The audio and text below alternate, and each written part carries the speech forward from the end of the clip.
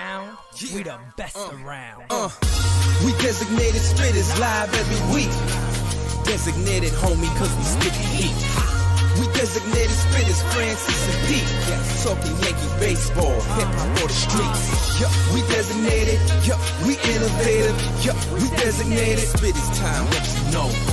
We designated, we innovative. We designated. Spitters, let's start the show. Here we are. What is going on, everybody? And welcome to your grandmother's favorite show, mainly because of Francis Lee. So let's get right into that. There he is right there. Yes, Grandmothers sir. Behold, the Yes, one, sir. the only Francis Lee. Yes, sir. You already know it's your boy Francis Lee. So good to be back talking with you guys again. Yeah, man, just happy to be here. Trade deadline on the way. Pete damn near losing his voice because he's just going to bat for y'all every single day. They're killing me. You guys are killing me. I was like, R. Kelly, remember? You're killing me. You're killing me. They're trying to take my life, man. Take my life. You guys are killing me. Damn, Pete Kelly out here, man. Oh, y'all shit, don't do that. Nah, we can't do that. We can't do that, actually. You know, as soon it's one of those in the things. Name of love. As soon as it came out, I was like, that didn't feel right. It's like when you release the pitch too early as a pitcher, Yeah, you just you know that shit's about to get hit a long way. Oh, Pete man. Kelly was one of those. Pete Kelly was it. That was ain't gonna work. That ain't gonna work. So Yeah, man. Francis, tough game today, but the Yanks win 3 or 4. Man, what are you gonna do? What are you gonna do? What happened? Yes, sir. I mean, this is something that does happen. I think the more important thing is, and it's crazy because like just before jumping on, I was like, yeah, we're gonna discuss the series, but like I think the main thing I want to discuss more than just this series is just July in general, right? Yeah. Looking at it after this loss, the Yankees they finish 13-13 in July. So the Yankees, after having one of the hottest starts that they've had in 20 some odd years, they march into July with the All-Star break and the deadline looming and proceed to go 500. I'm not saying that because I'm trying to like raise red flags and like try to say it's time to push the button, hit the alarm, whatever. Right. I'm not saying that. I'm just saying like this should be an eye opener. This should be an eye opener to the guys in the dugout. This should be the eye opener to the guy picking his nose. This should be an eye opener to the guys in the front office. Like, look, you guys are in the midst of a historic season where you've done a lot of good things, and there's still a lot of amazing things that are still 100% in play. But this team does have weaknesses. This team does need to get better. And when I say that, right, you have to look at games like today as like, you know, displays of, look, Clay Holmes has been absolutely lights out. First home run he gave up this year was today, right? Yep. 3-run shot to freaking Salvador Perez, who's a, you know, professional world-class hitter at the end of his career. But look, the fact that Clay Holmes is starting to look a little bit susceptible, a little bit, you know, you're starting to see some of the chinks in the armor in July. Maybe that's a wake-up call. Like, look, this guy's been overused this season. He's been thrust into this position, and don't get me wrong, he has risen to the occasion, but he's not Superman. He needs help. And with Loaisiga going down when he did and having his struggles, that was supposed to be his true running mate, right? But you lost Loaisiga. We lost Chad Green at the beginning of the year, and now we just lost Michael King. Correct. It's like there are some serious holes, and Chapman starting to look halfway decent, but it's like we know we can't turn the keys over to him. So it's like, look, that's a hole right there. You got to do something. You got to do something with that. I think July needs to serve as a wake-up call. That's all I'm saying. I'm not saying time to hit the red button. I'm saying it's time to wake up and let's pack it up. Let's start getting ready because August is gonna fly by. And before you know it, we're looking at the race to October. Yeah, no doubt about it. Then really quick before we move forward and discuss more of the series, and then of course on to the big stories coming up, which is the deadline. Just real quickly, guys, we are live. So me and Francis are live. Look, we're here. It's really us. We are live. Hi, how you doing? One thing real quick, smash the like button. And 2, super chats will be answered immediately. Those are probably the only ones that we're going to be able to look at because we're trying to run the show here. The only thing that is pre-recorded today at the end is the interview with Eli Fishman.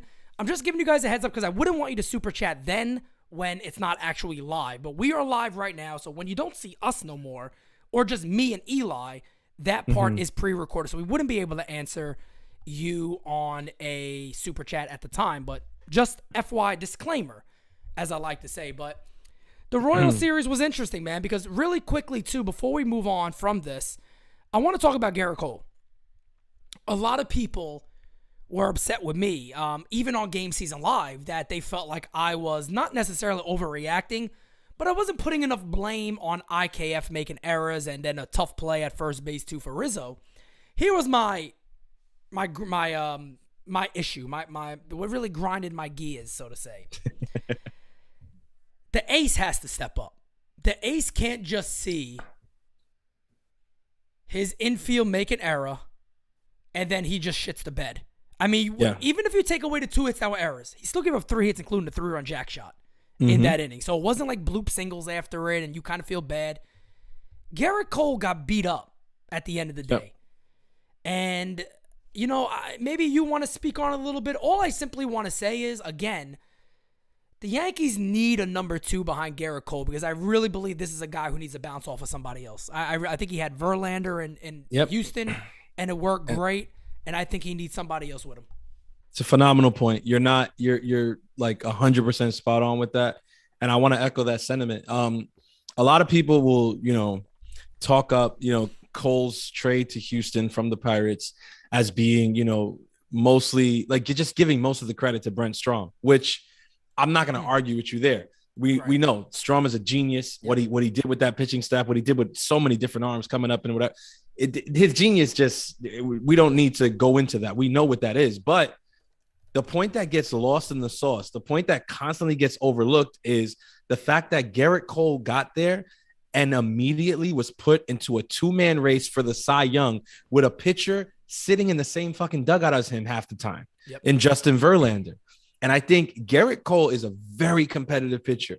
He is a very competitive, and he thrives off competition. He thrives off of that moment. That's why he said pressure is a privilege.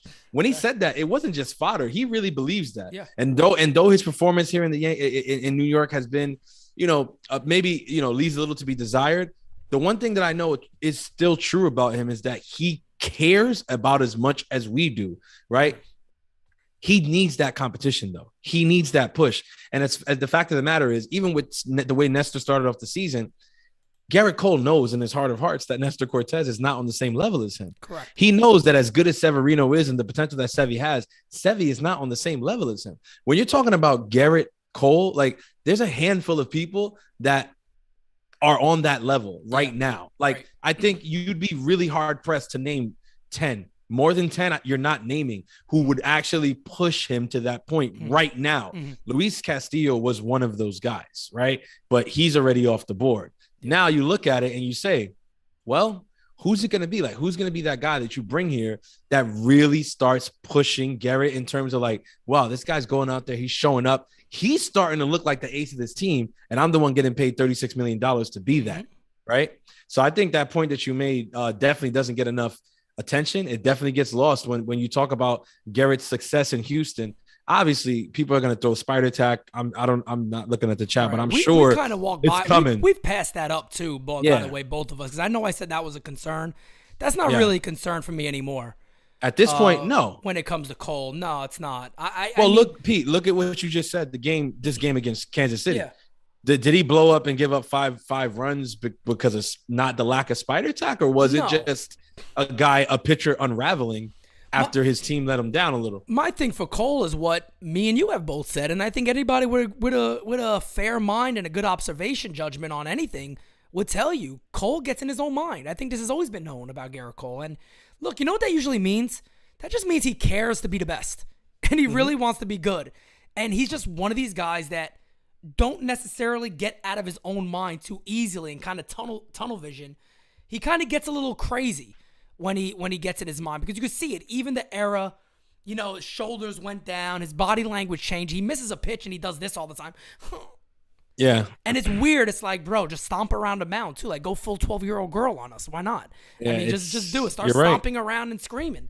But he gets in his own mind, and then these situations happen. But yeah, my thing is about that whole situation. Look, nobody's gonna sit here and say that Isaiah Kiner-Falefa is some unbelievable defensive shortstop, because he hasn't been. He's been terrible. He's been a terrible shortstop for the Yankees. I don't think anybody could deny that, at least defensively. He's kind of done what you expected, or what you thought would be the best case scenario, in my opinion, as an offensive talent. But, he hasn't been there defensively, and I'm also not going to beat the shit out of him when your ace completely shits the bed and everybody goes, well, he would have been out of the inning. Come on, man. He could have got out of the fucking inning, though. But here's the thing. It's like, okay, you can, when people bring that argument, it's like, all right, that's if you want to use that argument today, okay. But then what's the story when Devers comes here and completely owns him? What's the story when Vladdy Jr. comes here and completely owns him? You're going to blame the defense behind him then? Exactly. Again, and I'm not nitpicking. I'm not going to go into the full-on Gerrit Cole rant because y'all already got that. Y'all know where I'm at. But I meant it. I meant what I said at the end of that rant. Like, look, I'm done. Like, I'm done. Like, it's not. I'm not just gonna shill for him. I'm not just gonna, be at the front of the train and say, no, guys, let's go away. I was that guy from the moment we signed him up until that game season live. I was that guy. But that was the last straw for My me. man went on a 3-inning rant, bro. Yeah, bro. And 3-inning commercial breaks, all of that, bro. Like, it was. Brad still talks about that sometimes in the chat. He's like, oh, Pete about to do a 3-inning extra inning rant here. I'm telling you, I couldn't. And again, but like I said, man, I meant what I said at the end of that. I'm at the point where it's like, look, Gerrit, you're on the team, obviously. I support you because I support even the guys on the team who I don't like because you're a Yankee. Yep. And I want the Yankees to win at the end of the day. But yeah, he's going to have to really show something to me. And I was the last person who was saying that. Like, Pete will tell you, man, we had good debates in our chat, right? Early on off season, right? We had good debates in our chat about whether or not Gerrit Cole had to prove stuff or whatever. And I was one of the only guys like, nah, I don't think he had. I was going to bat for him. But at this point in the season, it's like, nah, man, look, I was wrong. He has not proven it. He has not done it. He has not done it. And some will say that's not true. You look at the numbers, the peripherals, his FIP, his XERA, his SIERA. It's like, yeah, all that stuff is good, but it's like, bro, I need you to beat teams like the Blue Jays. I need you to beat the Red Sox. I definitely need you to beat the fucking Kansas City Royals. So I mean, yeah, the series was just more of, for me, like I said in the beginning, bro, at the top of this live, to me, it's an eye opener. It's an eye opener. If you're Brian Cashman, I don't know how you sit on your hands. Right. I understand. Right. And we're going to get into that. So actually, I'll skip that point. But if you're Brian Cashman, I don't know how you can sit on your hands at this point, looking at the team as currently constructed. It's like, look, this has the opportunity to be something special, but you need to press a couple of buttons to make sure that happens. It's not just going to happen because you want it to. I agree. And I would say you segmented basically right into it. I would say for Gerrit Cole, as just to rephrase basically what we were talking about here, is Gerrit Cole needing potentially somebody else with him. And at the end of the day, forget just with him, the Yankees need it. It makes sense to get somebody else behind Cole as a strong 1-2 punch. There was 3 guys on the board. Castillo's gone. So we're going to talk about Castillo a little bit. But there's 2 more guys, in my opinion. France, you might have somebody else. These are the only guys I really feel like could be a great pair with Cole 1-2 punch.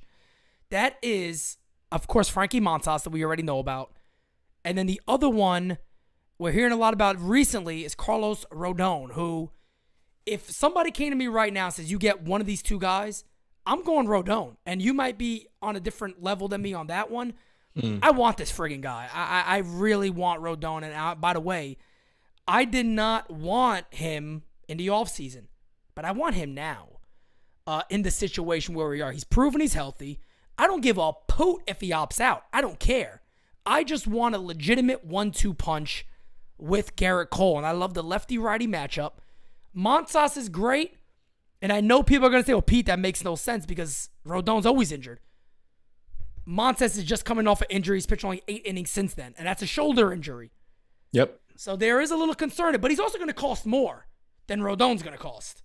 And I know that's something the Yankees really look into. They're worried about what they're going to give up.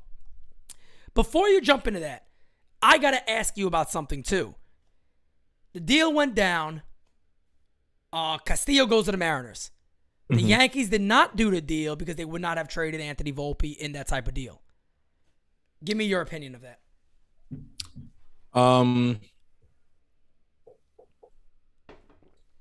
My opinion. Let me just clarify. Try to clarify my opinion on do I agree with the Yankees not doing it? You will not make it. The reported move was basically walked away because of Volpe. Walked away. What's your opinion? My opinion on the Yankees walking away because of Volpe. Honestly, bullshit.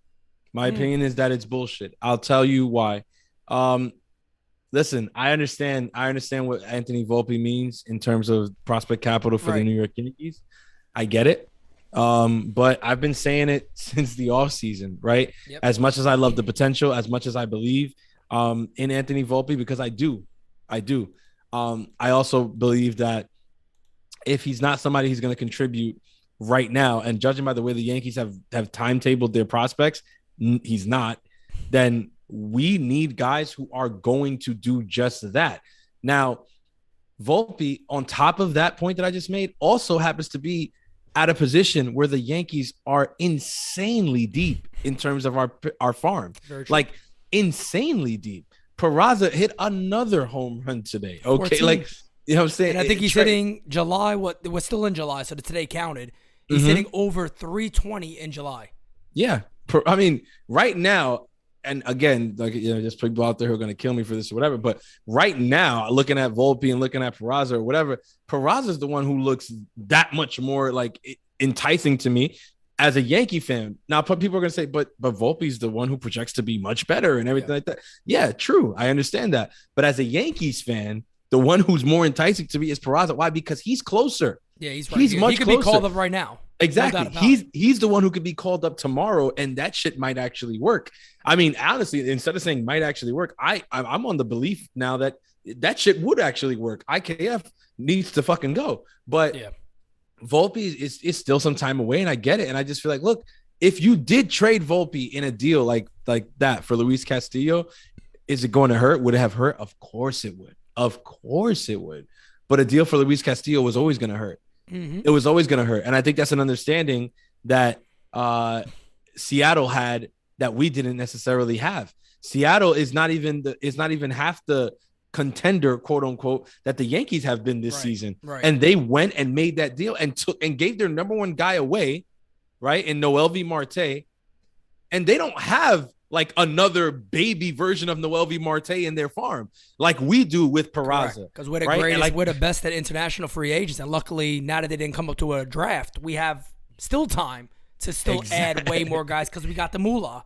Exactly. But on top of that, Pete, it's just like when you think about it, okay, close your eyes for a second and imagine they did trade Volpe away in that deal, right? Yep. And then you wake up this morning and your top shortstop prospect is Oswald Peraza. You wouldn't be that upset. Like, how bad does it hurt you, Pete? Like, how bad does it? Yeah. Oh, Anthony Volpe, he's gone. He's going to be a Red. Yeah, I get it. But look at Peraza. Trey Sweeney's still here. Roger Arias, we haven't even begun to scratch the surface with this one. Yep. Like, so I honestly, that's how I felt. I'm telling you, I've told a lot of people initially, my thought when I saw it go through, I looked at the return for the Reds. I was like, God damn, I think Kroll is the GM over there. I was just like, hats off to him. Like he did amazing. Like that's exactly what you should have gotten for Luis Castillo. I was like, great job. He did. I was like, Seattle. Yeah. I was like, Seattle overpaid. But then the more Pete, the more I sat with it, right? 2 days have gone by and I sit here today looking at our upcoming schedule and realizing that on Tuesday we have to face Luis Castillo as a Mariner with Gerrit Cole on the mound. I'm like, how do I still feel the same way? Like Seattle overpaid on Friday? And honestly, no. Today, I don't feel that way. Today, I feel like, no, they did what had to be done to get the pitcher that they needed. Yep. And now their 1, 2, 3 going into October is very fucking formidable. And dare I say, way better than what our 1, 2, 3 looks like right now. Well, that's the great point of all this. And you know, this is where I think people get very, very confused about Major League Baseball. The Mariners went out there, and all they did was improve their Major League club for the next couple of years. And people are sitting there with their arms in the air going, oh, my God, overpay. But here's the thing, everybody.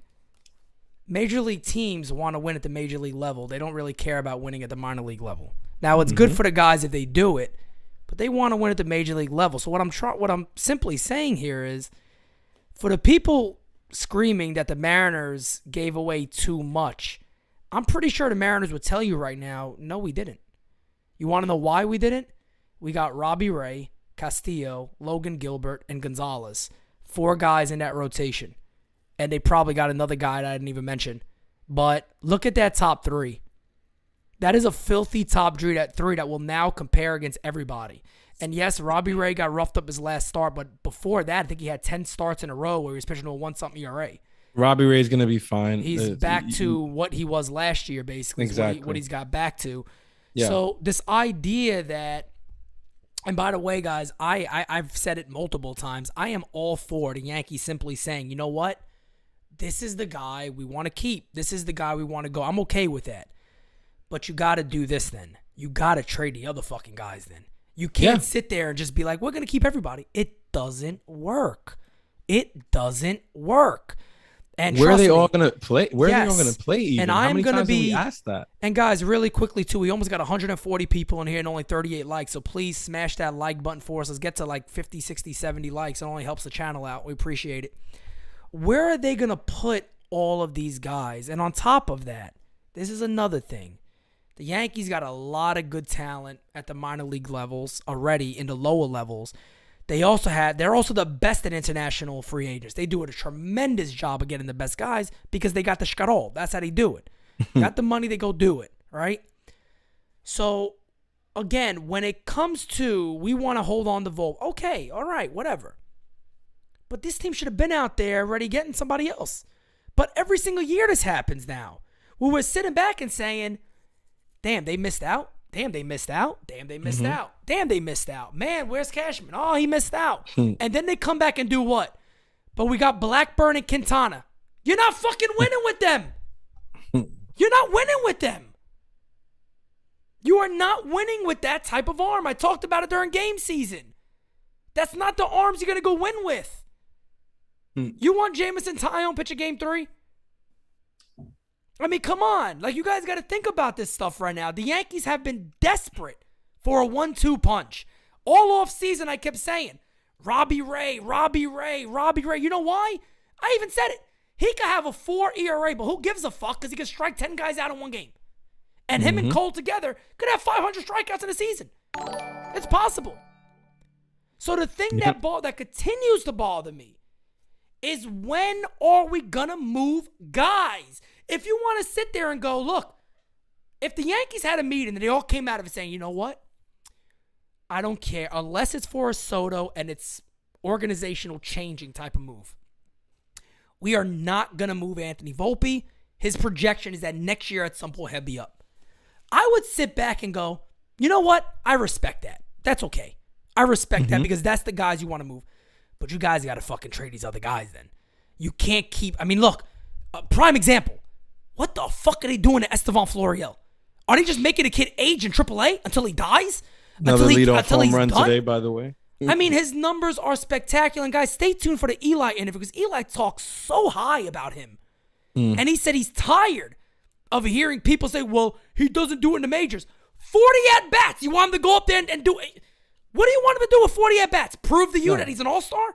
Yeah, he's supposed to be like, in 40 at-bats, he's supposed to have the judge numbers, apparently. I mean, him and Andujar's out there begging for it. Andujar's begging, like, guys, can you please play me? Can somebody play me somewhere? Just trade me at least. Trade me. I got a left field glove. I didn't bitch and moan.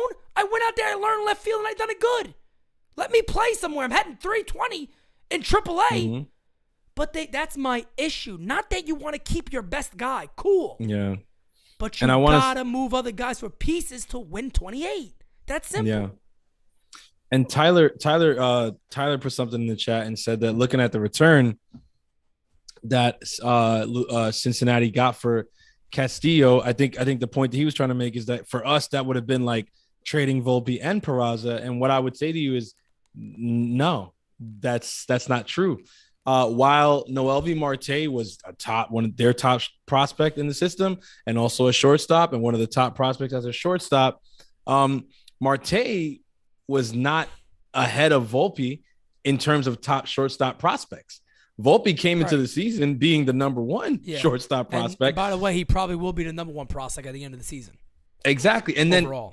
then and the guys close to him were CJ Abrams, Marcelo Meyer, like guys like that. Whatever. Now, yes, Marte was top 10 shortstop prospects, but if you put Volpe as the headline of that prospect haul, you're not going to add Peraza to that when Volpe is the number one shortstop prospect. Yeah. On top of that, the second guy that they added was Edwin Arroyo, who's another shortstop prospect. And maybe that's why Tyler was saying it, because then I get it, right? Because they sent two shortstop prospects over. So it's like, oh, it would have been Volpe and Peraza. Yeah, but they're not necessarily comparable. No. They're not comparable at all. Edwin Arroyo is much more comparable to like Roderick Arias. If you're looking at that, Arroyo's still 18 years old. He's playing in A-ball right now.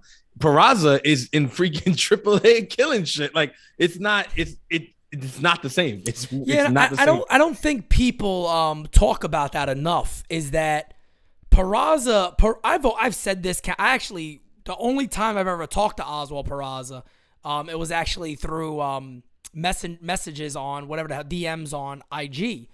Mm-hmm. And I said that. I was like, I just want to say, I think you are the most underrated prospect the Yankees have. And it's amazing to say that because he's ranked number 2, right behind Anthony Volpe. Yeah. But this guy is doing it. There is no other level besides the major leagues above where he's at. And he's doing it. People got to look at his numbers and remember one thing. He is also ranked as the best defensive player, not just shortstop. The best defensive player in the Yankees minor league system. Baseball America said that countless times. Yep. He also goes gap to gap. He hits homers. He hits for power. He hits for average. He steals. He's very fast. Oh, yeah. This guy is extremely toolsy. Extremely toolsy. So a lot of people kind of just say, well, Anthony Volpe, because, you know, what I hear he's better, so fuck this guy. That's not necessarily the case. No. And stay tuned because a lot of that conversation I actually do have with Eli Fishman too, who goes into really good detail about both of those guys. And one of the things that we agreed with is how great their mental makeup is because they started so slow and they didn't fall over. They kept playing and they played through it. And we got our first super chat from Big Sexy Yankee. He says, if we don't get a good SP Tuesday, our season is done. Francis, what do you think about that, man? And matter of fact, Francis, let's go into it, man. What do you think? What do you foresee the Yankees doing? Yeah.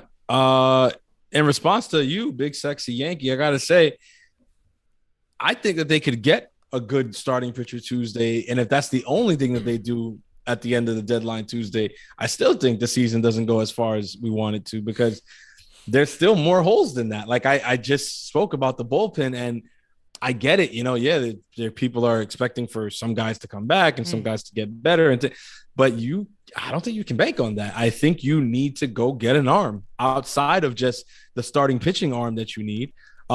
Because at the end of the day, yes, you can go out there and get a Carlos Rodon, or you can go out there and get a Frankie Montas. And okay, you're like, yeah, we got a nice trident to start games 1 and 2 of the series. But we also know that Cole is susceptible to a blow up. And we also know that anything can happen in the playoffs. And well, if Cole does get shelled and you got to pull Cole after 2 2/3 inning, then who do you go to in game 1 to keep it close and give your team a chance to win the game that your $36 million ace started? Because you can start saying, all right, we're going to start the merry-go-round. We're going to bring in our high leverage relievers. Okay, that's great and everything. And then say, yeah, we come back and maybe we do get the lead, and then you get Holmes in there and you walk away with a slim victory, right? Like got a 4-3 or something like that. But then game 2 comes and you got Big Frankie on the mound, or you got Carlos on the mound, and it looks good. And then they pitch a gem. But then after them, who do you have to come in and secure that game? Yeah. If you had to go use the high leverage ones because of a short outing in game 1. And then when say those 2 games get out of the way, well, then what are you looking at game 3 or 4? Because you used your high leverage ones from game 1 and you don't got a lot to bounce off, right? So again, I'm just saying you just need another guy. I think Dave Robertson makes so much sense. He's been here before. Yeah. He has experience in this division. He is a veteran. He's unflappable. You can pitch him in any inning. There's not an inning that he's not comfortable in. He's done it all. He's seen it all. Like I know there's a lot of teams in on it, whatever, but I really don't know like what's at this point taking so long for Cashman to pull the trigger, other than Cashman being Cashman and saying like, we've set a price for him, and we're not going to go over that. Correct. And we don't care. Like, that's it. And it's like, yeah, I guess that stubbornness is looked at, positively most times in terms of business, but in a situation like this, bro, I don't know. We got some other super chats, so before I get to what we're doing, I don't know if you want to hit those super chats because they started coming in. Yeah, cool. Met Suck says, why do I feel like the Yankees won't do anything? I could probably answer that pretty quickly for. I think it's because they've done it in the past and they haven't done anything. Now, last deadline, I'm not going to knock Brian Cashman at all. I think he did a hell of a job. Oh yeah. But Brian Cashman has his ways sometimes of shocking you or, making you very upset. We got another one right here. Johnny Almonte, my guy, says, what's your guys' prediction for Tuesday? I mean, I could be quick with it, to be honest. Here's my prediction because I don't have high value. I think the Yankees get Jose Quintana and maybe a relief pitcher, and that is it. That is my prediction. I hope to God I'm wrong. And the reason I'm saying that, guys, I'm going to tell you right now, because I do think Montas after Castillo, they're going to look for a big offer. And I don't know if Brian Cashman goes, and I hear that the Cardinals are making a very strong push, and they got a very good system themselves. So I am going to say it's either a back-end starter, a Quintana, or a Quintana or Blackburn is what the Yankees end up doing. Relief pitcher. In reality, I will love Rodon and Jock Peterson, or Rodon alone and Jose and Contreras, and I will keep Sevy in the bullpen. That is it. I don't let him start no more. He's a bullpen guy, helps out at the end of inning, fire starter guy, puts out fires. You got to worry about his arm. You got to worry about how many innings he needs. Reset him for next year. But try to win the World Series with him. Yeah. Honestly, yeah, I don't. As much as I want them to pull the trigger, out of Rodon and Frankie Montas, the reason that out of the two of them, I'd rather Montas. I'd say that it's a slim thing though. Like, it's not like Montas to me is like head and shoulders the guy over Rodon. I just think, like, I look at the two of them. The guy who I like a little better is Montas. But if it's Rodon, I'm pretty much just as happy as I would be if it was Montas. Right. And I wouldn't be upset with Montas either at all. Yeah, I wouldn't be. My concern there is the team's recent interested in him, and then the Yankees after Castillo. Because now Oakland likes our prospect. I think Oakland's also sitting back going, somebody's going to give it to us. You know what I mean? Somebody's going to give it to us. So, I mean, that's the thing. And I think that was the key word there. After Castillo is huge. Yeah. That's why Castillo probably should have been the deal that you go and make, because after Castillo, you can pretty much close the book on all those dream scenarios right now, like the Sotos, the Ohtani, Yep. the Pablo Lopez. Imagine they fucking get Ohtani though out of nowhere. That's a Cashman type move. That is a Cashman type move. It really is. Like, I'm talking about they get rid of Volpe, old like top 5 guys. That's a Cashman type move for real. That would really, I'll tell you that right now. If the Yankees did go and fucking do something like that, like right there, it's like, yeah, build the fucking statue. Build him the fucking statue. Because I'm telling you, like, that's one that keeps popping in the back of my head, and I'm like, that's some shit I can actually see Cashman shocking the fucking world. Exactly. With. And the reason that doesn't seem as outlandish to me is because when the whole Ohtani sweepstakes opened, like it was very public and clear how much the Yankees were in love with him. Yeah. They really wanted him. Yep. And you saw that they were disheartened by the fact that he said he was staying on the West Coast and he wanted to whatever. Like that, it was open. Like it was really open. I remember vividly Brian Cashman speaking after Ohtani does, sign and go with the Angels, and him being asked the question like, oh, like, how'd you feel about the Ohtani sweepstakes and how that all played out or whatever. And him actually like kind of being honest about the fact that he was upset about it. Like, definitely. He really wanted him. And I mean, granted, like, I'm not saying like it was that hard to see, what the possibilities were there. It was Ohtani was kind of a no brainer. Like, even if he didn't pan out, like the ticket sales and everything were going to be crazy because of the fact that everybody knew this kid was coming over here to hit and pitch. Kind of like signing Judge. Exactly. It's kind of like fucking signing Judge. You might just want to go do it. Anthony. He just had to throw that in there. I'm telling you, man. I'm like, you kind of sound like you're describing Judge right now. I mean, go fucking sign the guy already. Look, I mean, listen, as interesting as it sounds, right? I'm happy you bring up Judge because that's another reason why, again, the Ohtani thing doesn't seem so outlandish to me. Because one, the Yankees, like I just outlined. One, we know that the interest is there and very real, right? Yep. The Yankees love Shohei Ohtani. That's one. Correct. Two, the interest has to be even higher now because he's become one of the most marketable players and a face of this league playing for the Angels. Yep. Right. So just put that in pinstripes and just fucking imagine the absolute chaos that would ensue in New York. Huge. Like, I remember seeing entire sections of Yankee Stadium full of Japanese fans when we had Matsui. Yep. This would be a whole different thing. I remember for Hiroki Kuroda. Yeah, I mean, yeah, you know? We're being honest, right? Yeah. So just imagine what that would look like with this guy. That's two. Three, you get Ohtani. You knock off two huge birds with one stone. Exactly. You get a ridiculous lefty bat with pop on that side of the plate who can hit the ball 450, 500 feet easy with ease. Right? Oh, by the way, everywhere. Not even just right. He's like Soto in that regard. He'll hit it out anywhere. Exactly. All over the park. But then he can slot in right behind Cole and throw 100 miles an hour and strike out 11 without batting an eye. I'm more impressed by how good of a pitcher he's become than a hitter. Because it's not easy. You know what I mean? And he is shocking. The pitching thing is bigger to me because, I mean, we got a lot of guys who hit home runs in the league, but how many guys can pitch like that today, right? We got two super chats here. Rod Thompson, the legendary Rod Thompson, says, my issue with Hal and Cashman is that the talent evaluators that were overseeing the Yankees' development in the 90s is not the same that it is now. Hal has no clue on how to evaluate talent, period.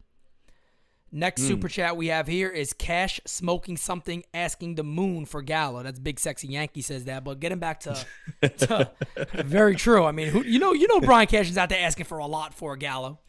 Going back to what Ross said, I would just get my relief pitcher for Gallo. That's what I'm saying. I was saying that today on game season. I would just get a relief pitcher for him or something that maybe Blake sees and could work with.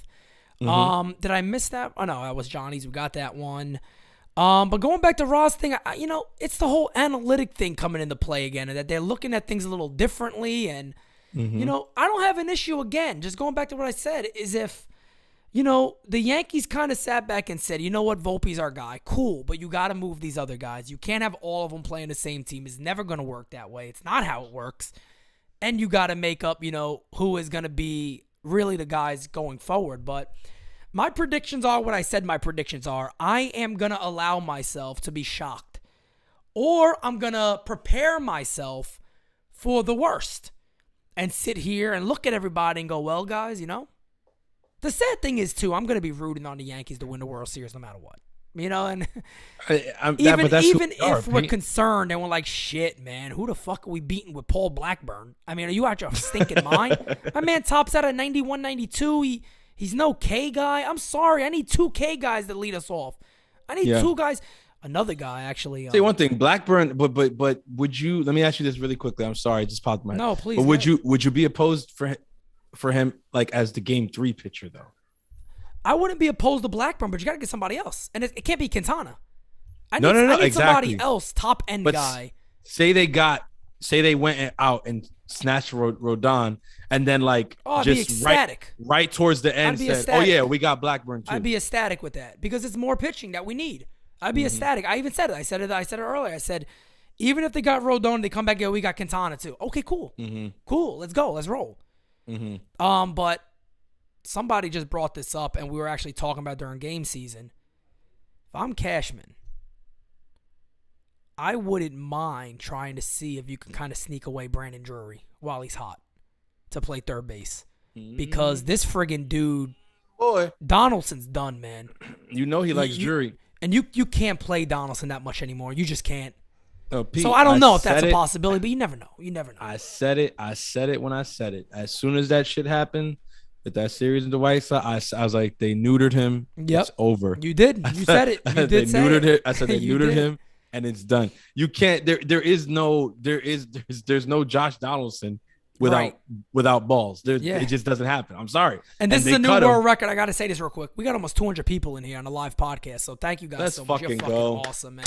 That is definitely a new record for a live guys. podcast. No doubt about it. And by the way, guys, too, if you want to help us even more, get 100 likes. We're at 66 likes, hit it to 100. And trust me when I tell you, you don't want to miss the Eli Fishman interview. It's coming up shortly. Oh, yeah, you don't want to miss that. Look, I'm telling you, I said it back then, and it hasn't changed. He looks, I think he's 2 for his last 20 something right now. It's bad.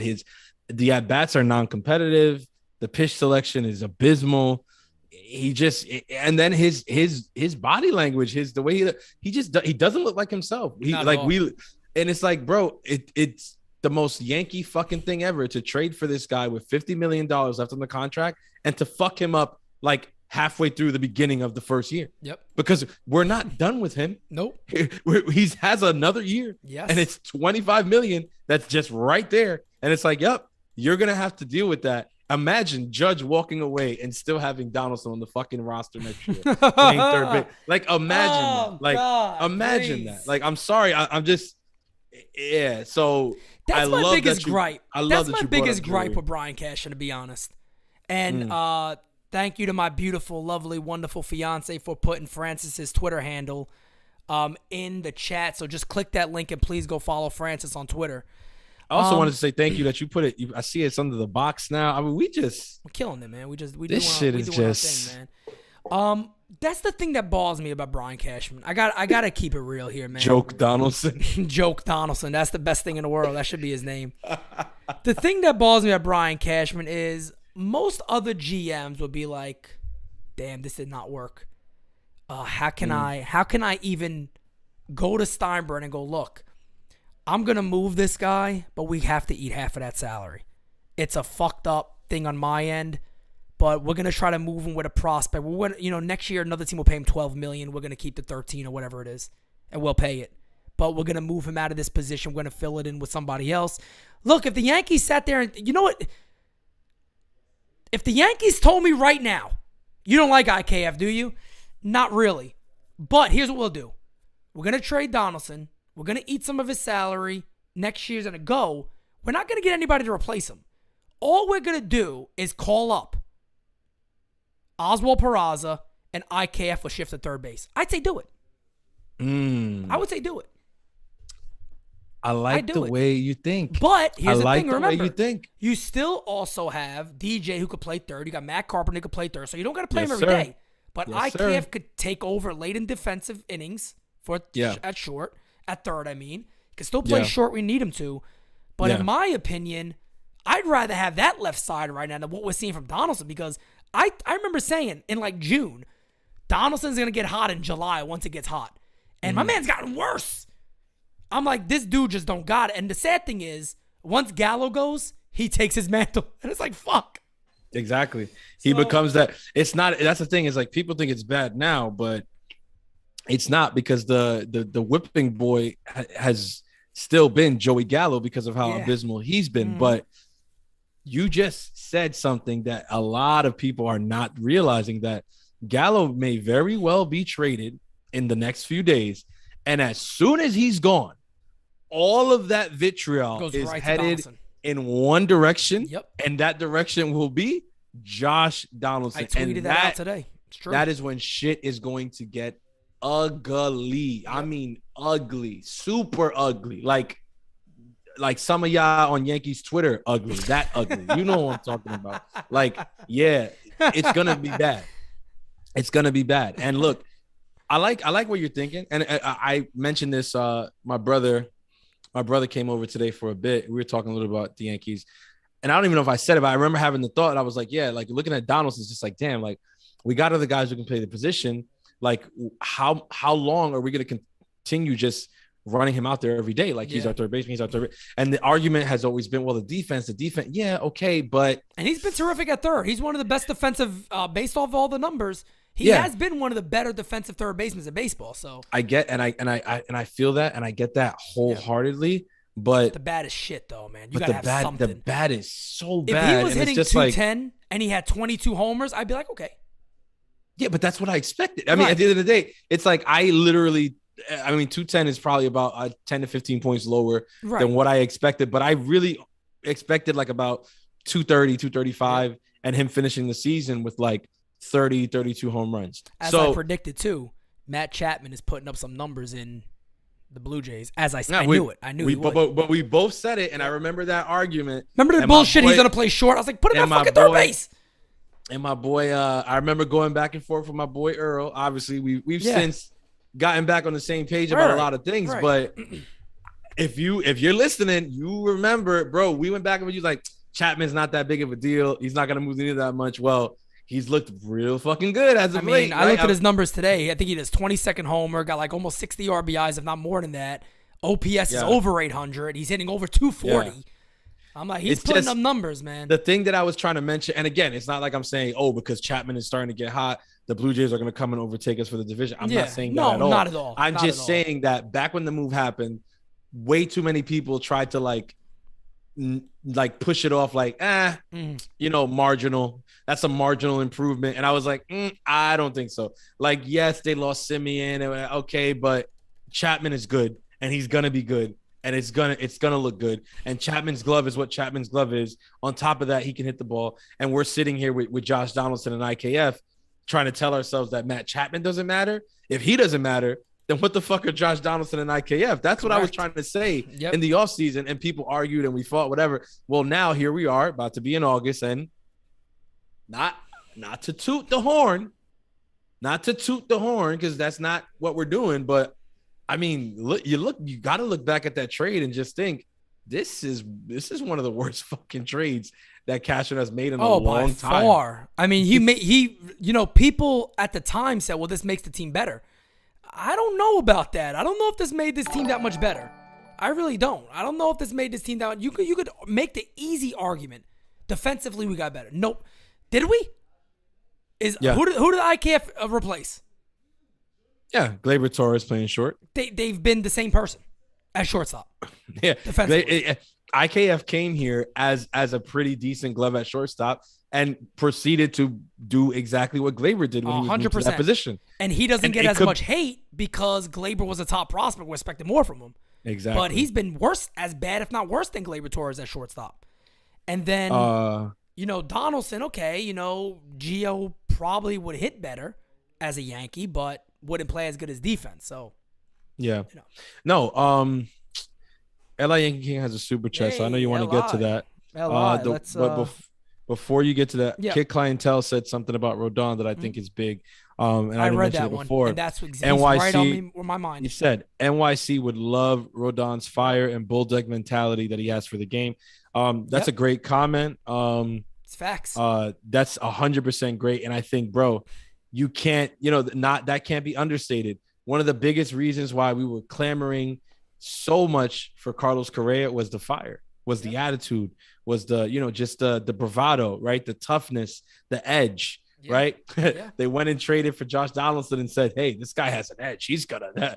And then when he showed his edge, they neutered him. Yep. Well, the difference with a guy like Correa was that I felt like as crazy and as imposing as the Yankees are, I don't think that even the Yankees could fucking neuter that guy. No. So that's why I wanted him. Yeah. Well, Rodon is another one who I think, I don't think he's a complete nut. He's a complete nut. I don't think even the Yankees can neuter that guy. I think he's gonna come here and be a nut. Yeah, and that is so overlooked about attitude and personality. Look, one thing about Rodon's a bully on the mound. You want to talk about fucking Rodon is a bully on the mound. He'll laugh at you, he'll point at you when he strikes you out, he'll scream. The one time I forgot where it was, I think he pitched a shutout in the Way Park. He gets the last strike and goes like this on the mound.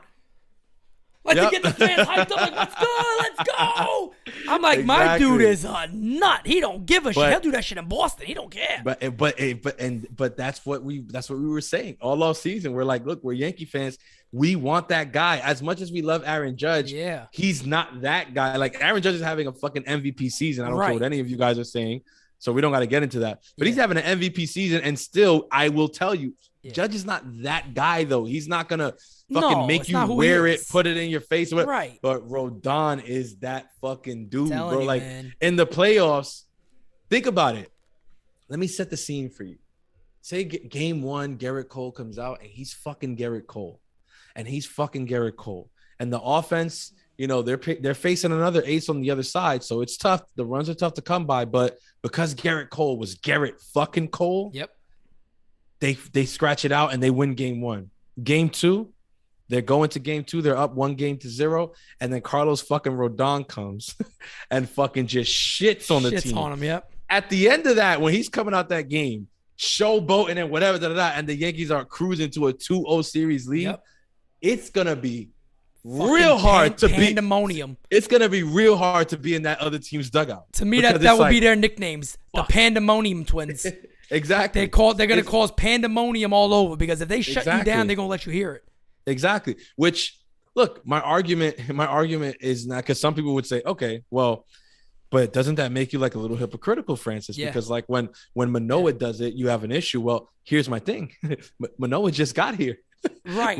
Yes. Rodon's been pitching since 2015. And I'm going to make it even easier because somebody told me the other day about, I think, the Mets celebrating and then the Yankees did, and I was okay with it. Because I'm a fucking Yankee fan. What the fuck am I? Dude, yeah. If Manoah was doing it for the Yankees, you know what I'd be saying right now? It's my fucking dude. Exactly. I love it. Keep going at him. Let's get a fight. I'll be screaming, fight him. The Mets thing that killed me was they were trying to dunk on Yankee fans for celebrating an Aaron Judge grand slam in the middle of his home run, his historic home run chase and race to beat the record, right? Only 8 guys have ever hit 60 homers, and Judge is on pace for it. So it's on pace to do it, right? It's history. And on top of that, it was a grand slam, which and it's baseball history, not even Yankees. It could be history. But again, it's a grand slam. Like if the Pirates get the bases loaded and one of their guys hits a grand slam, the fans are gonna celebrate it. Correct. It's called a grand slam for a fucking reason, right? The Mets were celebrating for beating Jordan Montgomery and Domingo Germán. And Domingo Germán, which they only scratched 2 runs off him. Correct. Like, and they were celebrating like, Mets run New York. Da, da, da. What? Shut the fuck up. The Mets fans for you. Yeah, they got to try to be happy about something. It's sad. We got a super chat from Eli. He says, Eli, I've been the only one hating JD since the start of the season. Like, this dude is trash. I fully expected JD to fall off the cliff because of the age. F JD. And trust me, I know he can't stand JD because every game season live, he lets me know it. He lets me know he can't stand him. He hates him. He hates him. So you're probably right about that. I'll give Eli this one for sure. Early in the season, I definitely had a lot more faith in Josh Donaldson. And I really feel like it would have eventually been more or less what our expectations were for him. Yep. But like I said before, I think after that series and the way everything played out, I'm not. I don't have anything factual or whatever, but Pete knows how I feel because we've talked about this.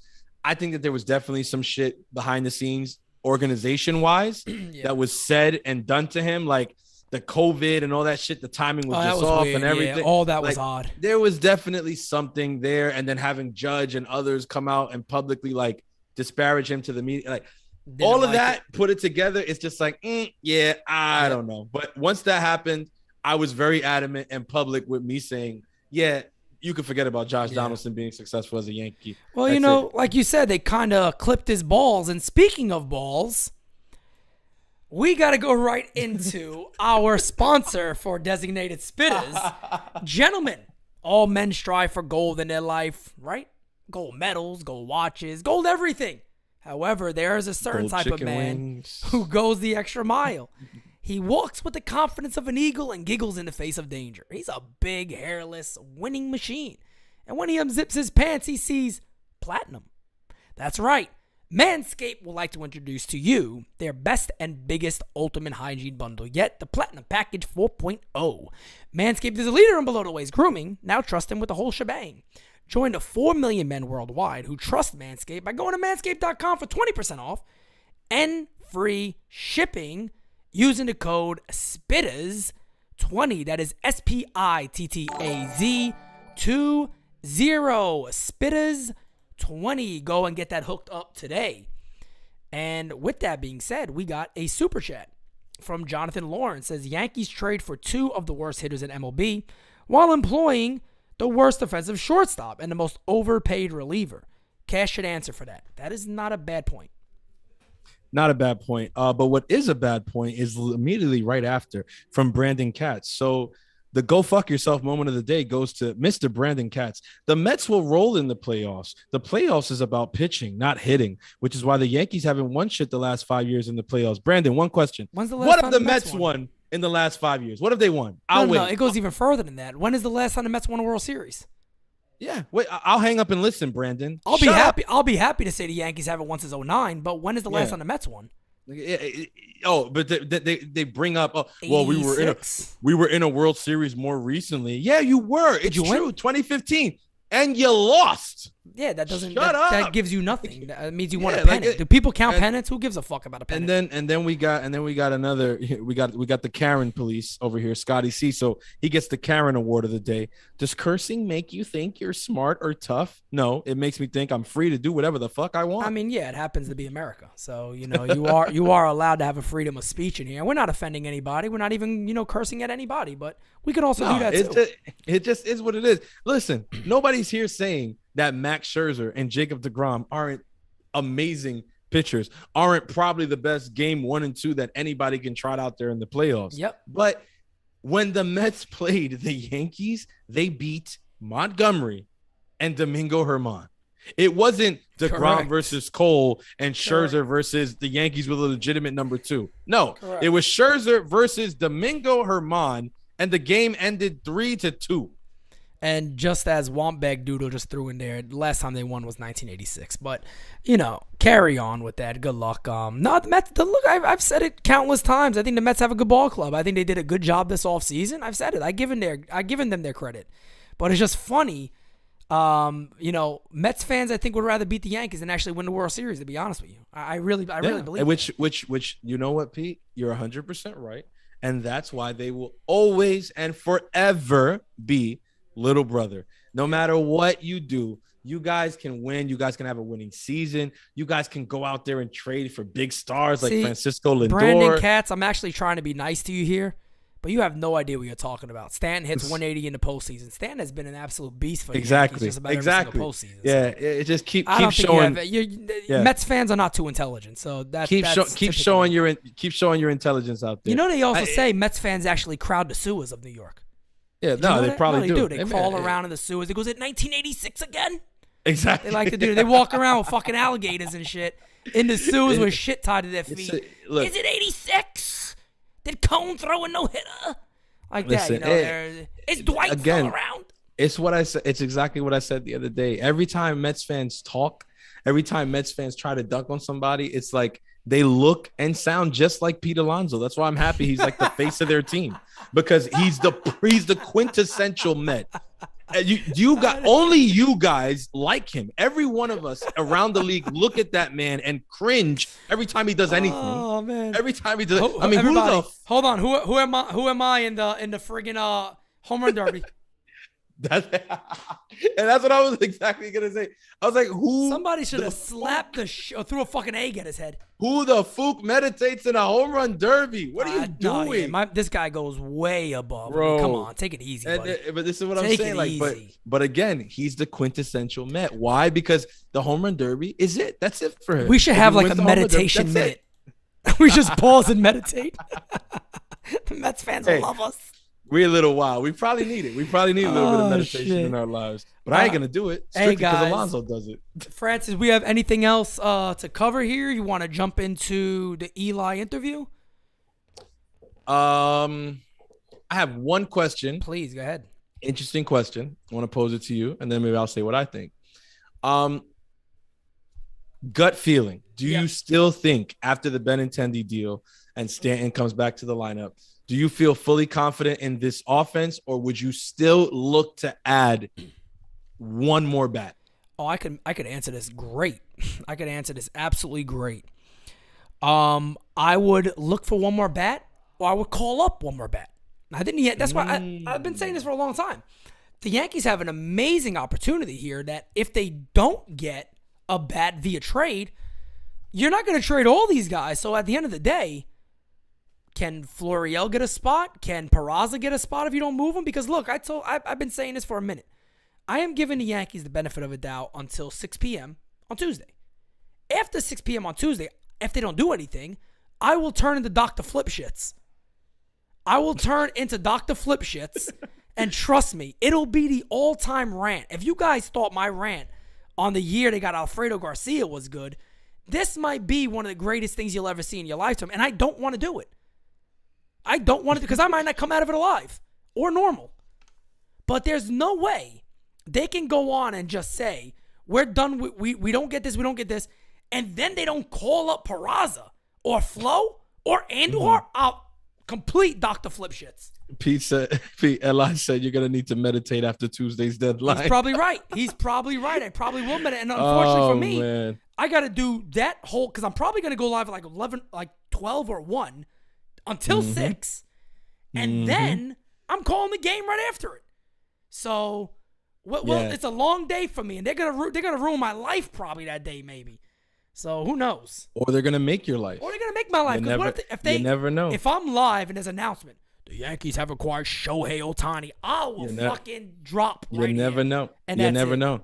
Wherever I am, just send me a link. I don't care where I am, what I'm doing. Just send me a link, and I'm jumping on. I'm putting them on. I'm jumping. I'm telling you. France is gonna be in the fucking turlet. Exactly. I'm gonna be like reporting live from the office. But yeah, man. I mean, the reason I asked the question, because I think it's an interesting question. After getting Benintendi, you got, outfield seems solved, right? Another lefty bat, good contact guy. So I think a lot of fans would say they're content with the lineup once Stanton does return. I think a lot of fans would say, no, I think, we have enough. It should be good enough or whatever. But I feel a lot like you do. And I think that, you could definitely use adding another or calling up another to really solidify that lineup and make it like that real juggernaut. Because right now, yes, they beat a lot of teams. It's true or whatever. But when you go against teams like Houston, we've seen it happen a couple times in July against lesser teams. Yep.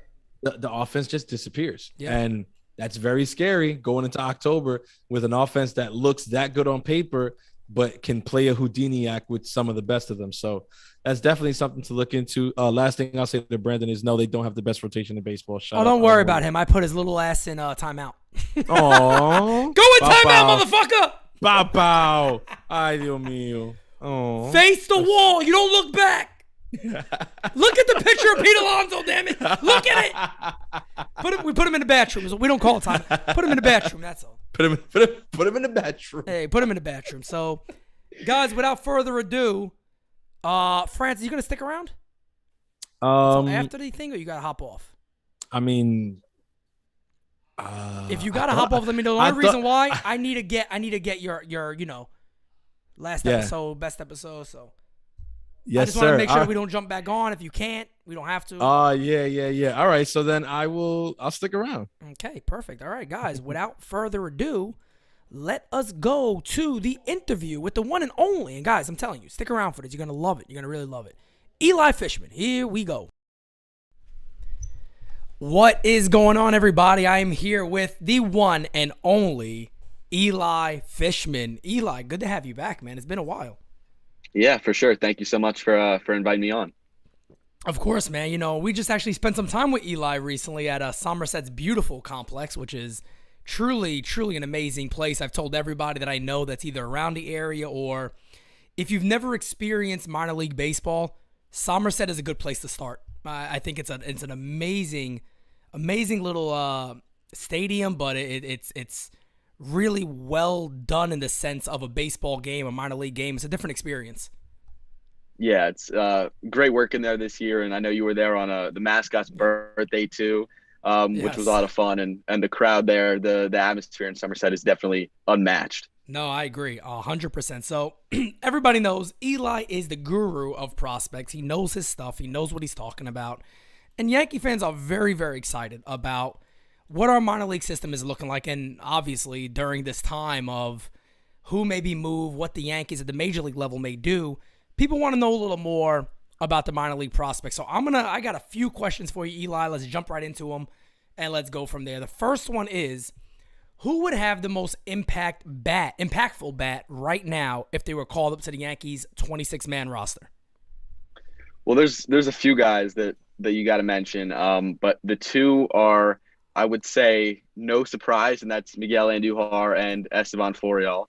I mean, both guys have been absolutely mashing in AAA and have just skyrocketed their value. And I mean, they're two guys that have been, on that brink of starters in the big leagues and consistently being on that 25 man roster to being guys in AAA to being on that shuffle back and forth that we've seen. I know I saw it the other day. I don't remember the exact number. Florial, I think it's close to a dozen times that he's been shuttled back and forth between AAA and the big leagues, and he's never spent more than a week consecutively in the big leagues. Those two guys have big league bats, big league ready. I mean, that outfield, you look at those two and Tim Locastro as well. That's a starting outfield on potentially on a lot of big league teams at the moment, and definitely three big leaguers. So I feel like those are the bats that could definitely have a huge impact. And then the other guy is Oswald Peraza, who has really picked it up, had a little bit of a slow start to the season, but the whole package at shortstop,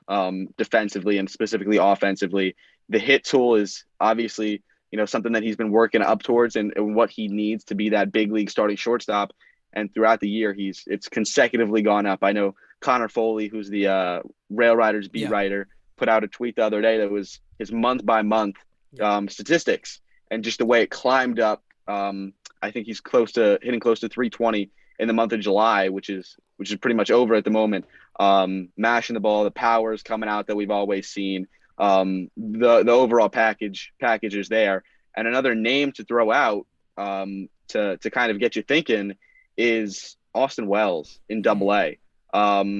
Obviously some ways away from the big leagues, only in AA, definitely a lot more developing to do, but he has a big league bat 100%. And I don't think he'll be in the big leagues anytime necessarily soon, but he has a big league bat, and it's just been a lot of fun to watch for him. Yeah, the cool thing is too, and this is why I've gone to my most minor league games this year than I ever have. And I tell you what, one of the cool things to do is you can really, when you watch a minor league team, whether it's AA, AAA, lower levels, doesn't matter what it is, you can really see the talent that people talk about when you see it in person. And I got a couple of days that I got to see Austin Wells, and you're 100% right. I mean, you just watch his overall approach, and you can see this guy. Like, there's guys you watch, and you're like, you know what? This guy's going to be in the major leagues. Like, there's almost no denying that. And he really looks like that type of guy. Follow-up question on one of the guys you mentioned. One of my favorites, has been one of my favorites for years, and I said the last 2 years. Last year I said it, didn't really do it. This year I said it again. I'm like, Esteban Florial is going to break out. He's going to break out. He has everything. He has the body of an outfield. You could just tell he's an athlete. He's a real good athlete.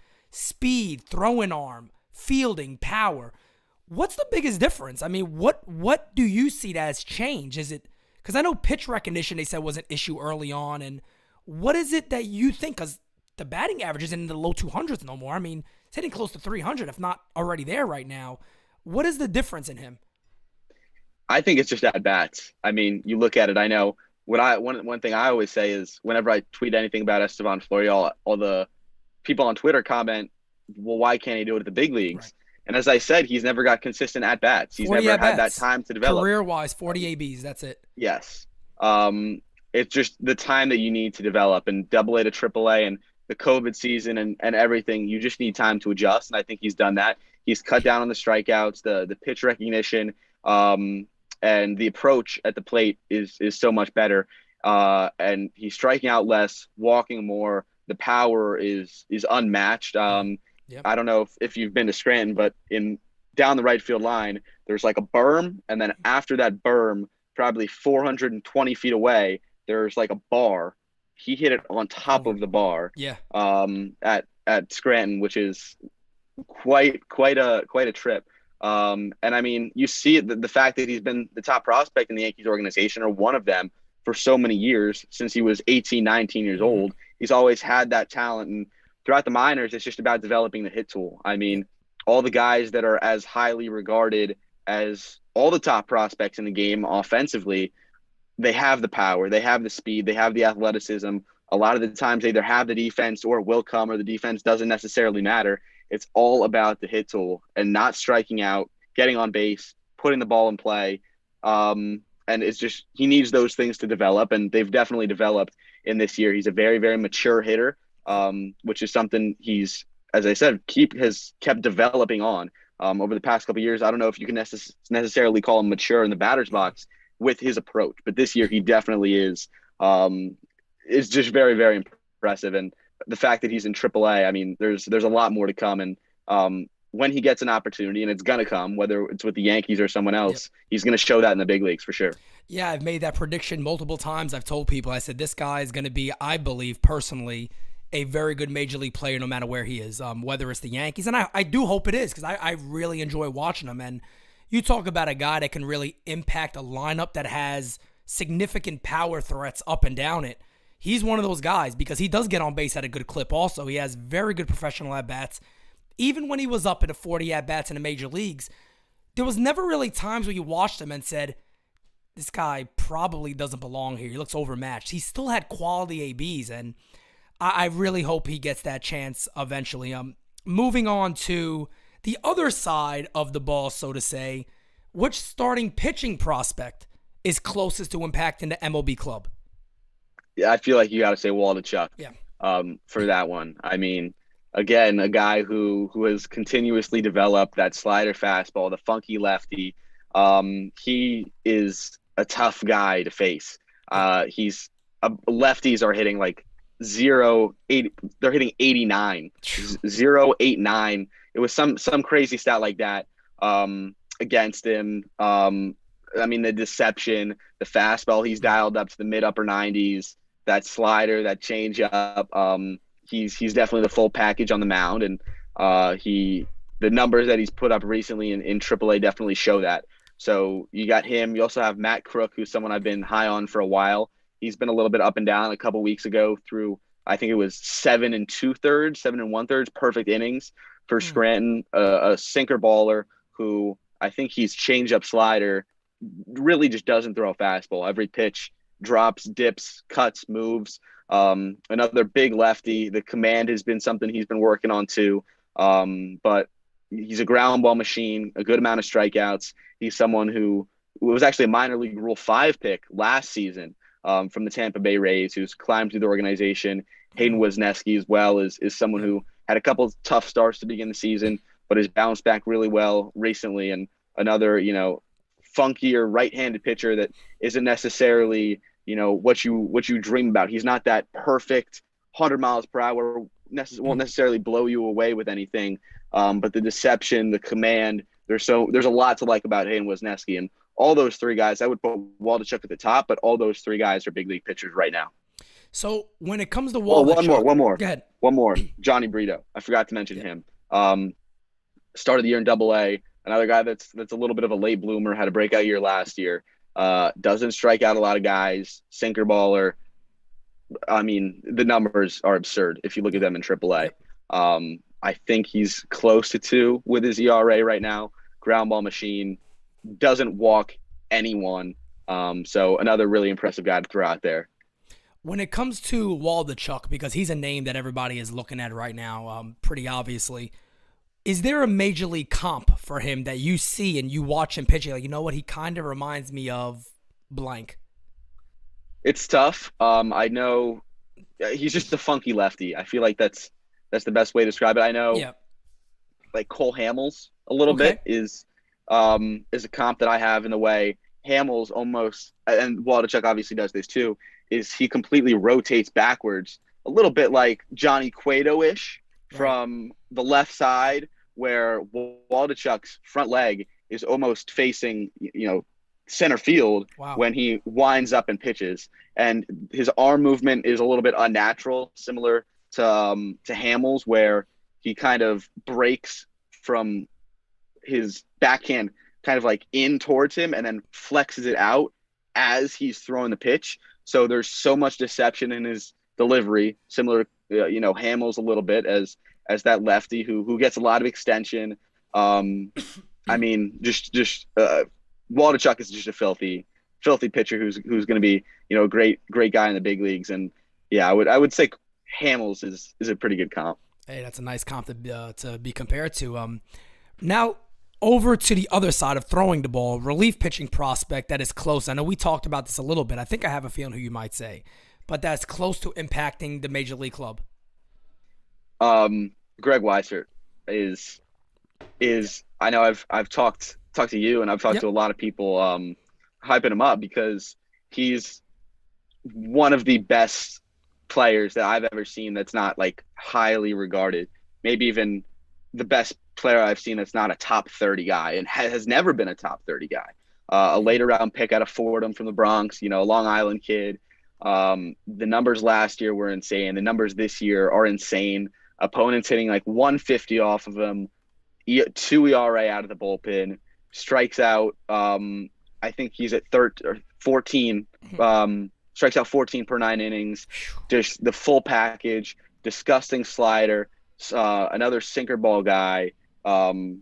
Just so impressive to watch. He overmatches hitters so much, even at the AAA level, where obviously you're facing big league guys. So he's just been so impressive to watch, and someone who again is going to get an opportunity, and he's going to shine in the big leagues, and is probably the best prospect who's not a prospect, not a highly regarded guy that I've ever seen. That's a lot of fun to watch. And another guy who's not a prospect technically is Jimmy Cordero, who had a lot of big league time actually with the White Sox and is in AAA right now. And a lot of the shuffle between, you see what's happened recently with Ryan Weber, Shane Green, David McKay. A lot of the worries is that you bring a guy up and you're going to have to DFA him, and he'll either ask for his release, go through waivers, get picked up, get traded, whatever it is.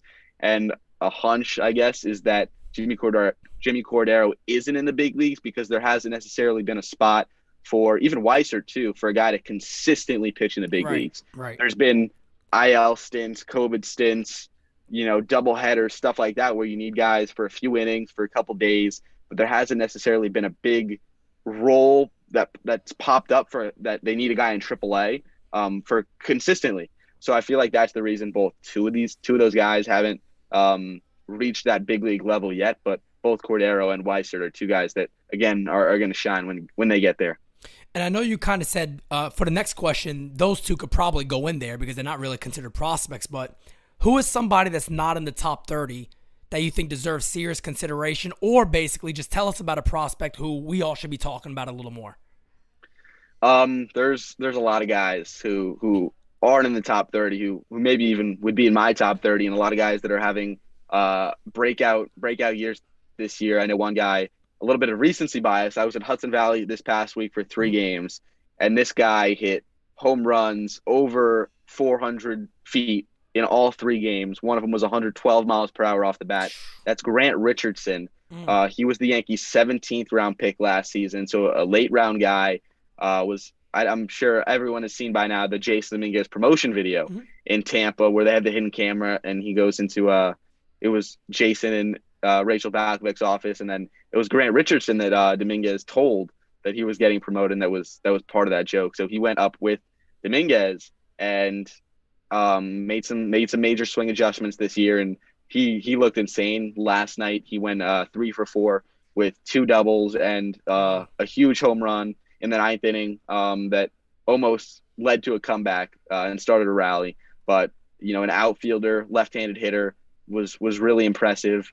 In Double-A, which I've gotten the chance to see every single day, there's 2 guys, one of whom was actually a top 30 guy for a while, but is not with the Yankees at the moment, and that's Jason Rosario, who was DFA'd by the Red Sox, was traded from the Padres to the Red Sox a few years ago in that Mitch Moreland deal. And he's just really, really impressed. Career high in home runs right now. He's an on-base machine. The average doesn't necessarily catch your eye, but the walk to strikeout ratio 100% does. Jesus Bastidas is another guy having a breakout year in Double-A who's gotten a serious opportunity.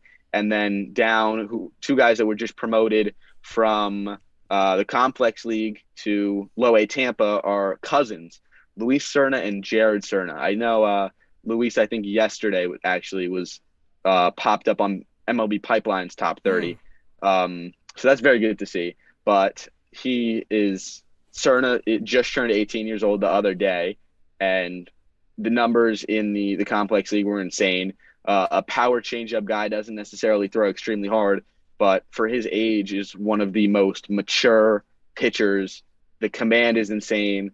Just one of the most mature. The pitchability, everything is just absurd for his age.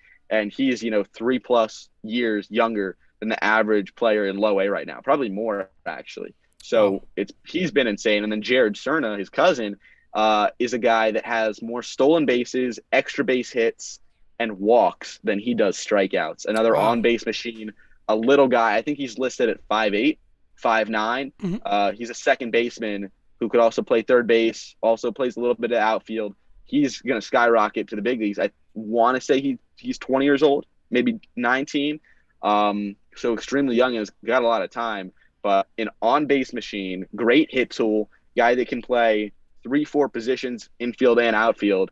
You're going to see him. Those are two names that you're going to see a lot further down the road, but definitely two names to know. Awesome. Well, hey, look, that's why we love having you on here, because those are a couple of names I want to go look at. Actually, immediately after this interview, I'm going to look at some stuff on those guys. Speaking of somebody who I think a lot of fans are excited about, a lot of people think he's maybe the top pitching prospect, even though you got guys like Waldachuk. But I watched him a couple of days. I was actually supposed to watch him today. Hopefully the game is not rained out. But Luis Medina, I absolutely love watching this guy on the mound, because there's not many guys that I'm a big fan of starting pitchers that really pitch with emotion, and he does. I mean, you could just literally watch him. He kind of tells you everything he's feeling on the mound. But one of the obvious concerns of Luis Medina is command. Is he'll lose it, but when he's dialed in and locked in, I mean, you don't see many guys with a better arm and better arsenal than what Luis Medina has. His projection going forward, obviously the Yankees want him to be a starting pitcher. I think that's the most valuable place to be. But after watching Medina and you watch him in person and see his stuff, you could see this guy being a dominating late inning RP. Where do you personally see, you've watched him more than all of us, where do you see his projection likely going? It's tough because, you said it. When he's on, has the potential to be not one of the, best pitchers in the system or with the Yankees, but one of the best pitchers in all of baseball. He has ace potential. You see it when he's on. He has 3+ pitches, including a 100+ mile per hour fastball when he's dialed in. And when he can pitch that for command, he's a big league ace, 100%. Obviously the counter part of that is when he's off, he is not. Yeah. So it just comes down to consistency for him, being able to land his changeup and curveball for him, being consistently and being able to throw strikes consistently. Definitely something he's developing, but I mean, he's developed so much. You look through his career, the consistency of the outings and the quality of the outings are getting better and better every single start. Just has had a couple tough ones that he needs to avoid, and he'll be set.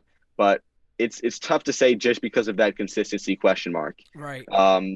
Because if he's consistent, I could definitely see him being a starter, and I think he will be a starter.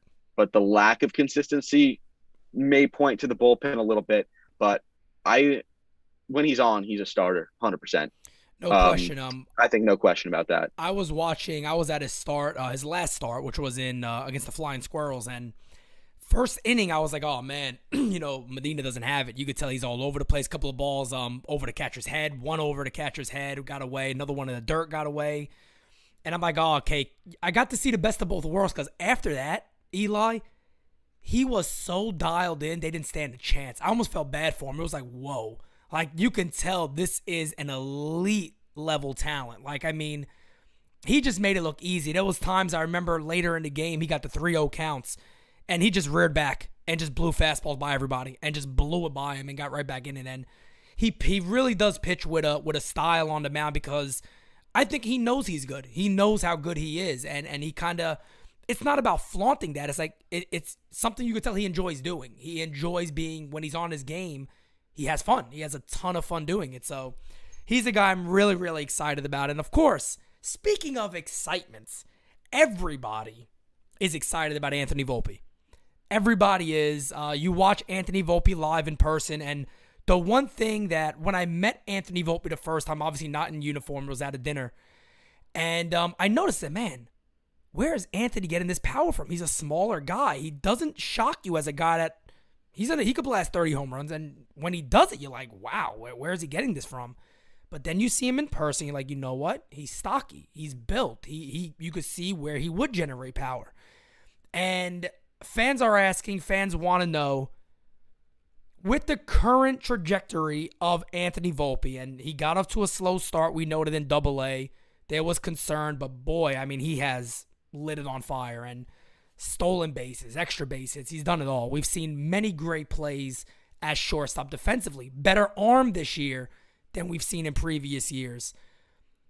Do you believe that Anthony Volpe is starting at shortstop at some point? Doesn't have to start the season in 2023, but at some point, is that the correct projection for Anthony Volpe? I mean, I feel like, how can you say no? Right.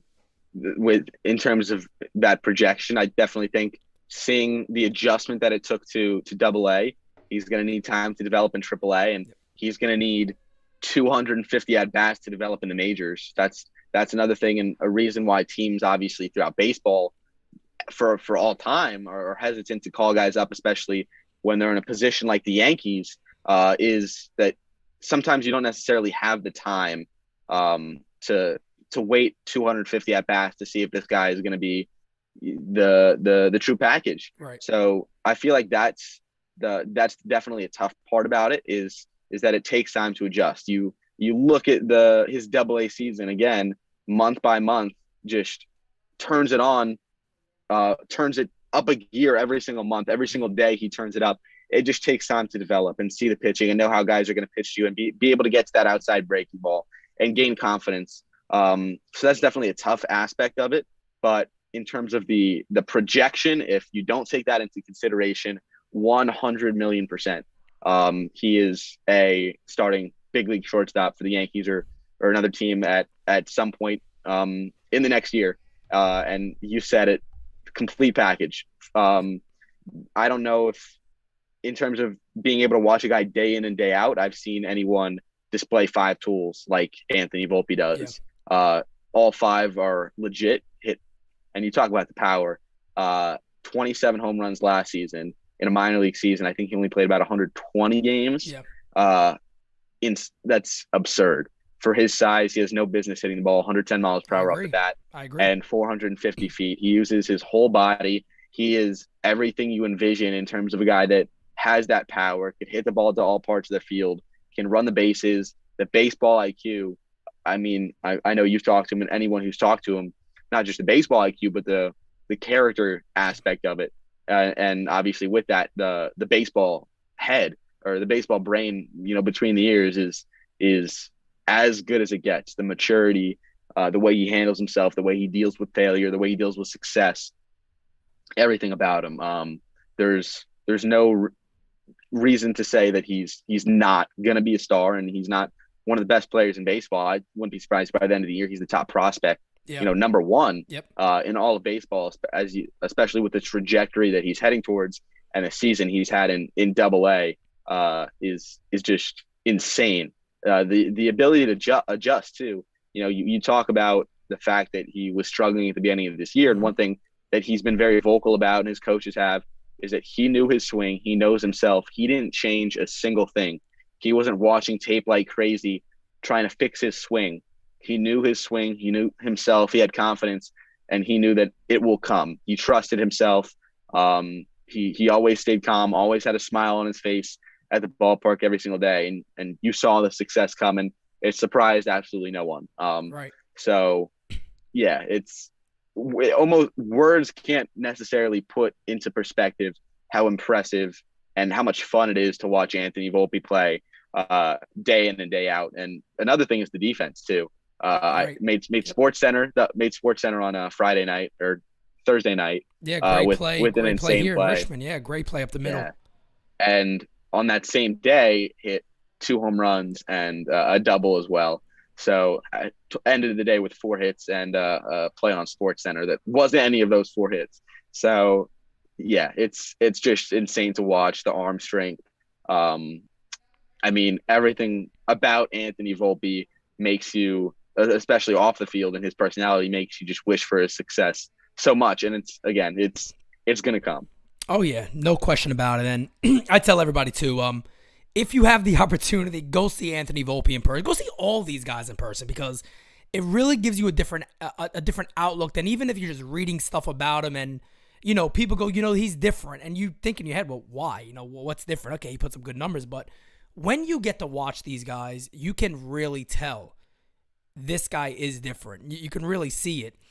The last thing I have for you, and this one just kind of popped in my mind, but we know a deadline is coming close. We know this is a tough time for prospects in general. They don't know what could happen. Forget the deadline. Forget none of these guys get moved. Nothing ever happens. They are where they are. The Yankees' 1-2 prospect, and everybody knows, is Volpe and Peraza. Both of these guys are very, very close to the major leagues in the sense of where they are on their level. I know I've seen Peraza play a little bit of second base. I think even Volpe did a little bit of second base at one point. Is there any possibility that you can see that this could become the left side of the Yankees infield at some point? I mean, I think it's definitely possible. I think the fact that, or the Yankees have actually been a little bit vocal. I know, again, Connor Foley, the beat writer for the Rail Riders, mentioned recently that the Yankees do want to get Oswald Peraza some reps at second base. Yeah. The fact that they've, put Anthony, he hasn't played second base this year, but in spring training, he actually did a little bit when I saw him in minor league camp, and he played second base for a few games for Hudson Valley last season. The fact that they're messing with them a little bit, or not messing with them, but, trying them at other positions definitely says something about that.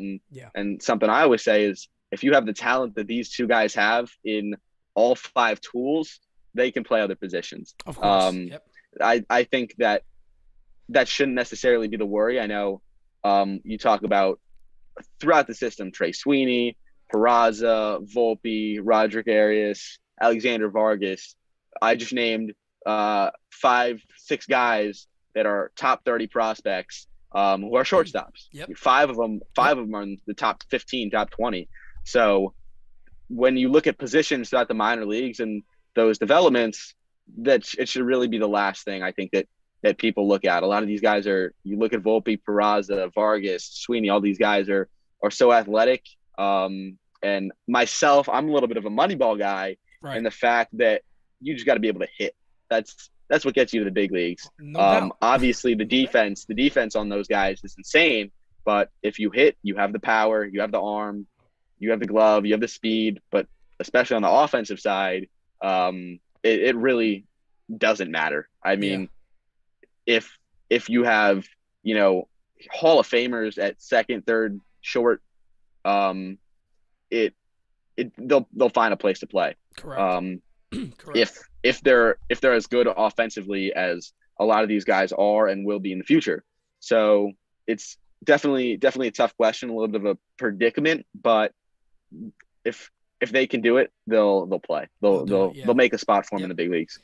And the last thing too, for anybody who needs to know the mental aspect of baseball and really understand who Volpe and Peraza are, both of those guys struggled, as we said before, tremendously to start the years, and look at what they've done here recently. So a little bit of adversity, they've passed that test. I mean, I think that's more than fair to say, because a lot of guys with the idea of the pressure of being a top prospect, I mean, they know that. They see it. They see the people around them coming to see them. They have the interviews. They understand where they are in the prospect pool.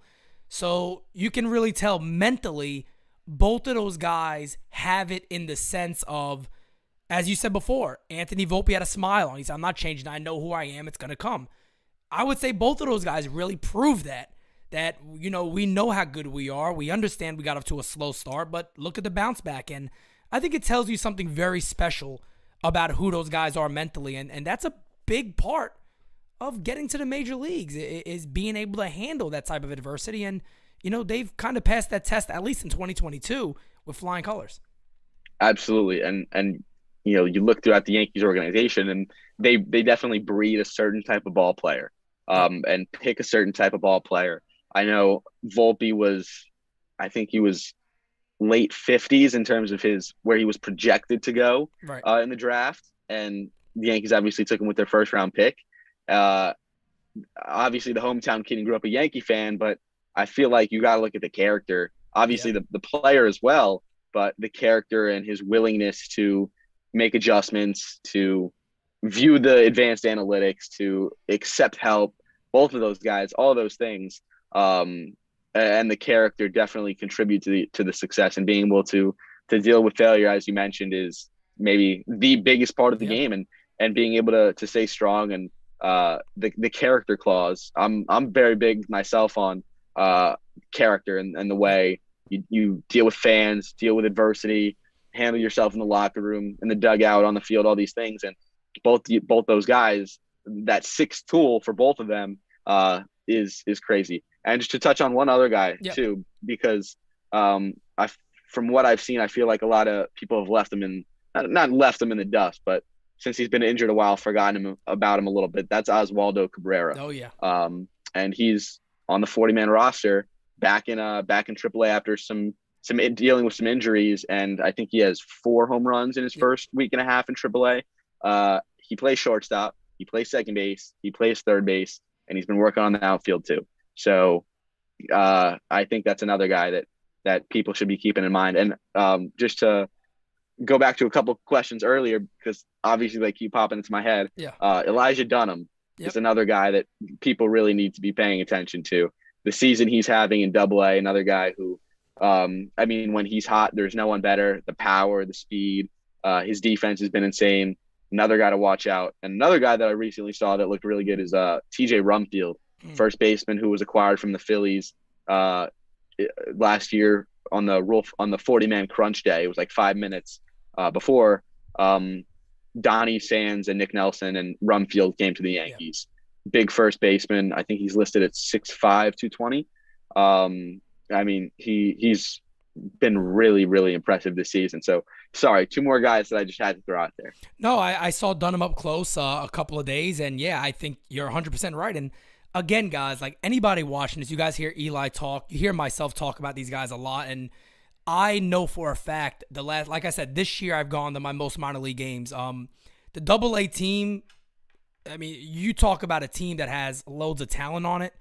It's a great team to go see. I mean, and again, I just got to throw this out here. I mean, the minor league experience is different than the major league experience. It just is. You're also seeing some of the new rules. I am a huge fan of the pitch clock. When I first heard about it, I'm like, I hate this idea. But then you watch it and you're like, you know what? I like this. I like this. I really, really like this. And, you know, in the minor leagues, they get to experiment. They do these type of things, but it's a different type of game to watch. It's very exciting. It's very fun. It feels a little more personable, so to say. It's like you feel you're right there with the guys watching them. Like you're right there.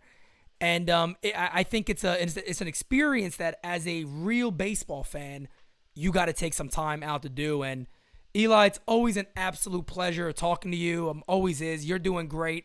Anything we can look forward to from you personally?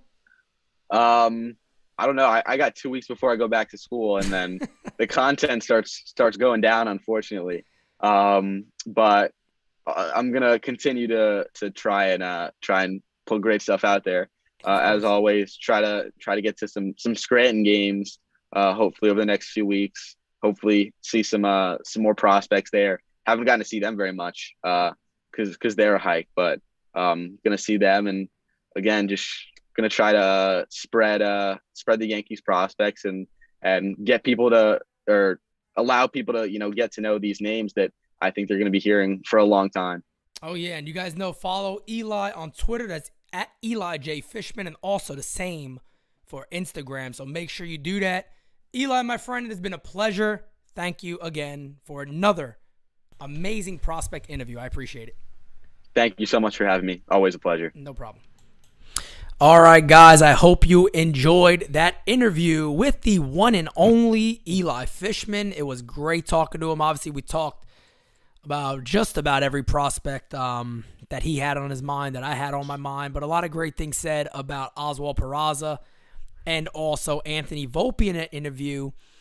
But Hope you guys enjoyed it. I know me and Francis were chatting for a little while. So with that being said, guys, I mean, I think it's time to get ready to wrap this baby up. I haven't ate since this morning, so I am thinking of chicken and rice and beans in my head right now, and I can't friggin' wait.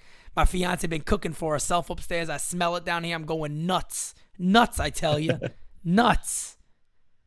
The tease is real. Kind of like Cashman and the Yanks, right? Yeah, facts. Yeah, Facts, man. Facts. I hope you guys enjoyed the interview. Shouts out again to Eli Fishman. That guy is just, he's the man, man. He's a real one. Man. Been riding with us. Ithaca College got a good one coming. Ithaca got a good one coming. They got an amazing one coming. And yeah, man, good luck. And God bless, for all his future endeavors, man. Yep. You already know NYY News TV is fully in support of you, fully behind you. Yeah, love from NYY News TV to Eli Fishman. That guy's great. All day, yep. All day. Yeah. All day. That's my dude, man. Tyler said he's thinking about pizza for dinner. Tyler, man, I'll eat fucking anything. I'll eat crumbs off the floor at this moment. I'm starving over here. Starving, I tell you. If somebody get this man some gabagool. Yeah, get fucking gabagool over here. Over here. I love that. Gabagool over here. That's my shit, man. You want to take us out, Francis, with a great tagline? Yes, sir. Y'all already know it's your boy Francis Lee. Thanks for tuning in. Please like, subscribe, follow your boy. My son is in here. Follow your boy. Get the likes up. Don't all come now. I'm about to jump on. Everybody about to jump. Get the likes up. Get my follows up. And stay tuned. Pete got a crazy deadline special coming for you guys. But y'all already know. Keep it locked and stay tuned. Because the next episode will, in fact, be the best episode. The next episode is the best episode. You better believe it. You guys know we will never come whack on a Designated Spittaz. Until next time, That's a fact. The greatest Yankee podcast out there. I don't care what anybody says. I'll challenge anybody on that. Until next time, adios. We out.